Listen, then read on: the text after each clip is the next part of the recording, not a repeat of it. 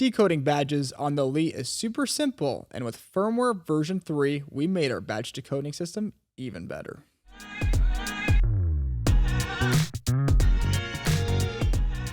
Hey, what's up? It's Zach with Botron, and I'm here to help you decode RFID badges on your ELITE Complete ESD test system.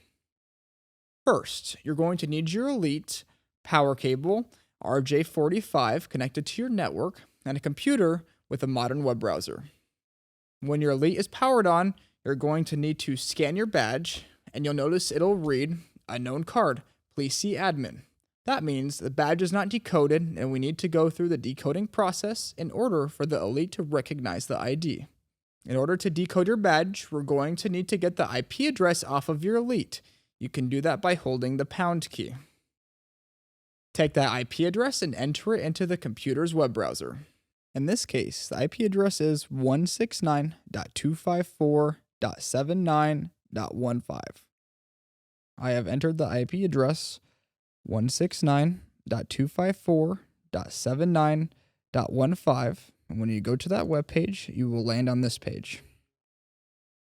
We're going to go ahead and navigate to the RFID tab and scroll down to the RFID decoding tool. Now we are going to enter the printed card ID. In this case, on the card, it is 1073. Now I'm going to click Decode Card. In this case, the sliders have already adjusted to the correct digits.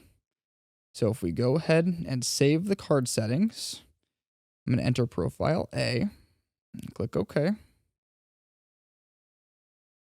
It will automatically populate the card ID start bit, the card ID stop bit, the facility code start bit, the facility code stop bit, and the facility code.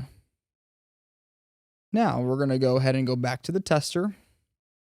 And when we scan the badge, instead of seeing unknown card, we will now see the ID card show up.